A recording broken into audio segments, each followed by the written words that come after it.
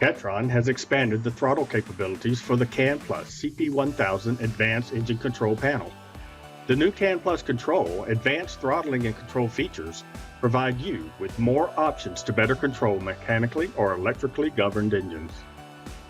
In this video, we will introduce Cattron's patent-pending Pause at Run feature. With a single press and hold of the rabbit button, this feature will automatically ramp the engine up to the configured run speed and pause at that speed until the rabbit button is released. After the button is released, normal throttling operation resumes.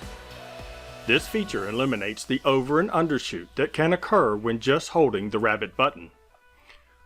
Next, we will demonstrate the Pause at Run feature and its setup. Enabling the Pause at Run feature. Go to the throttling menu, down to the Pause at Run RPM and enable it. The tech pin is now required to adjust the run RPM.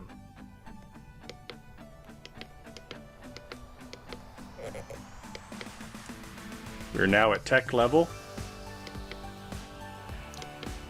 Go down to your auto start menu and ramp profile. Adjust the run RPM to the desired speed.